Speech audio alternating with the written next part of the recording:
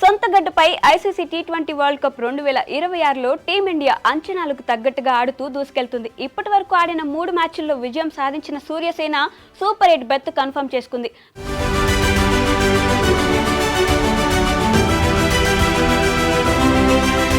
తొలి మ్యాచ్లో యూఎస్ఏపై గెలిచి టోర్నీ గ్రాండ్గా ఆరంభించిన భారత జట్టు ఆ తర్వాత వరుసగా నమీబియా, పాకిస్తాన్పై గెలిచి సూపర్ 8కు చేరుకుంది. ఇదిలా ఉంటే ఇంకా లీగ్ మ్యాచ్లు ముగియకుండానే టీమిండియా సూపర్ 8 స్కెడ్యూల్ ఫిక్స్ అవ్వడం కాస్త షాకింగ్కు గురి చేస్తుంది. అసలు ఈ స్కెడ్యూల్ ఎలా ఫిక్స్ చేశారో ఇప్పుడు చూద్దాం.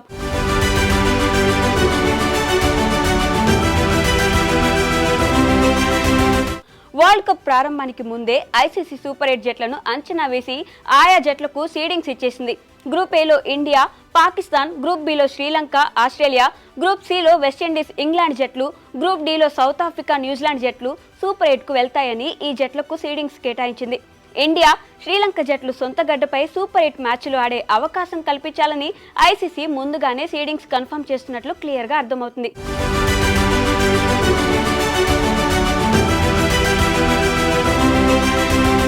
అయితే ఇక్కడ గమనించాల్సిన విషయం ఒకటి ఉంది.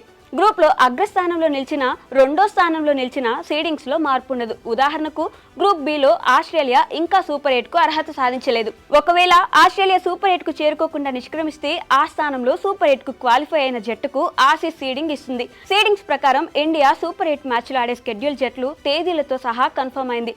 సీడింగ్స్ ప్రకారం ఇండియా గ్రూప్లో సౌత్ ఆఫ్రికా, వెస్టిండీస్, ఆస్ట్రేలియా ఉన్నాయి. ఇప్పటికే సౌత్ ఆఫ్రికా, వెస్టిండీస్ జట్లు సూపర్ 8కు క్వాలిఫై అయ్యాయి. ఆస్ట్రేలియా జట్టు సూపర్ 8 అర్హత సాధించే అవకాశాలు కనిపించడమే లేదు. ఆసీస్ స్థానంలో జింబాబ్వే సూపర్ 8 వచ్చే అవకాశాలు ఎక్కువగా ఉండడంతో ఇప్పుడు టీమిండియా స్కెడ్యూల్ ఎలా ఉంటుందో చూద్దాం.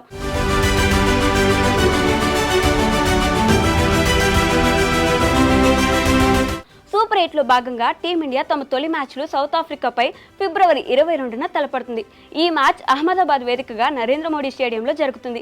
ఆ తర్వాత ఫిబ్రవరి 26న ఆస్ట్రేలియా లేదా జింబాబ్వే లేదా ఐర్లాండ్ జట్టుతో, అనగా ఏ జట్టు సూపర్ 8కి అర్హత సాధిస్తుందో ఆ జట్టుతో టీమిండియా మ్యాచ్ ఆడుతుంది.